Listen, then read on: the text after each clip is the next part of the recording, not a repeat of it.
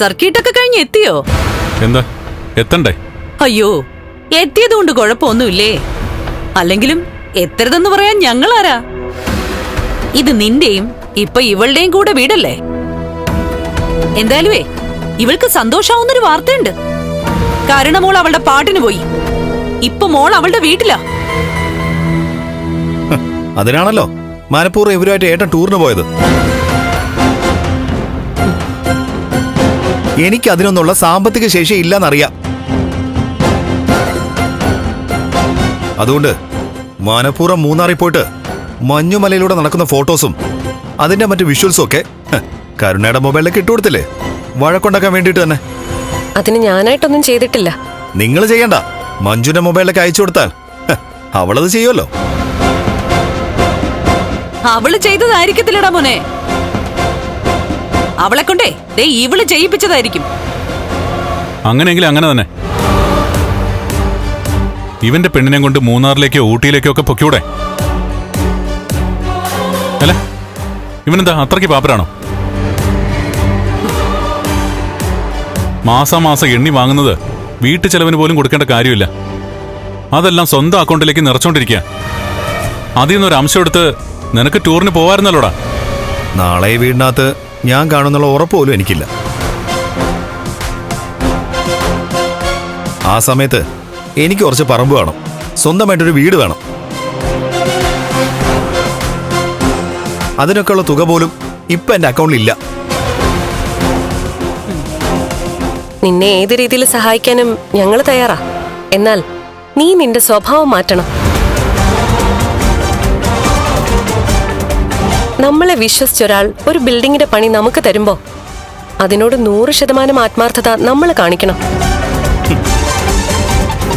അല്ലാതെ അവരെ മൊത്തത്തിൽ മുക്കാൻ നോക്കരുത്. എടി, നീ വരുന്നതിന് മുമ്പും കൺസ്ട്രക്ഷൻ കമ്പനി നന്നായിട്ട് പോയിട്ടുണ്ടടി. ആ, പോയതിനെ പറ്റിയൊന്നും അമ്മ കൂടുതൽ പറയണ്ട. ഇയാൾ വന്നതിന് ശേഷം ബിസിനസ് കൂടിയത്. ആൾക്കാർ കുറച്ചുകൂടെ വിശ്വാസത്തോടെ കമലേശ്വരം കൺസ്ട്രക്ഷനെ വിശ്വസിക്കാൻ തുടങ്ങിയത്. അതെ, എല്ലാം ഇവരുടെ ക്രെഡിറ്റാ. ബാക്കിയുള്ളവരുടെ അധ്വാനത്തിനും വിയർപ്പിനും ഒരു വിലയില്ല. എടാ, തലേണ മന്ത്രം വശമുള്ള പെണ്ണുങ്ങള് കല്യാണം കഴിഞ്ഞ് വന്നാലേ നട്ടലില്ലാത്ത ആണുങ്ങളെ അവര് പറയുന്നിടത്തേക്ക് വളയോടാ മോനെ. അത് ശരിയാ, ഏട്ടന് നട്ടല് നിവർത്താൻ പറ്റില്ലെന്നറിയാം.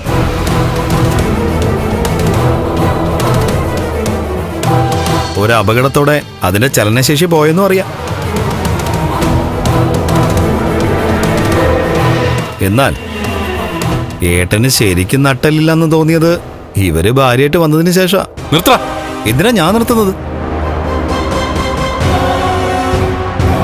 ഒരിക്കലും നല്ലൊരു ദാമ്പത്യ ജീവിതം ഇവർക്ക് കൊടുക്കാൻ ഏട്ടനെ കൊണ്ട് കഴിയില്ല.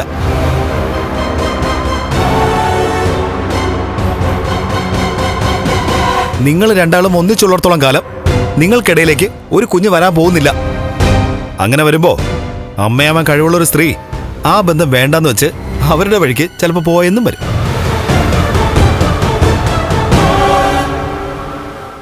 അങ്ങനെ പോകാതിരിക്കാനും എന്നും ഏട്ടന്റെ കാൽച്ചൂട്ടി തന്നെ ഇവര് കഴിയാനും വേണ്ടിയിട്ടാ നിങ്ങൾ ലോകത്ത് ഒരു ഭർത്താവും ചെയ്യാത്തതൊക്കെ ഇവർക്ക് വേണ്ടി ചെയ്യുന്നത്.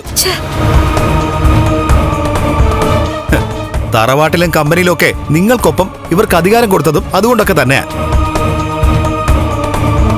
പക്ഷെ ഒന്നോർത്തോ, ഈ അധികാരങ്ങളൊക്കെ പിടിച്ചു പറ്റിയിട്ട് ഒരു ദിവസം ഇവരെ ആഗ്രഹിച്ച രീതിയിൽ ഒരു ജീവിതം നയിക്കുന്നത് നിങ്ങൾക്ക് കാണേണ്ടി വരും കേട്ടോ.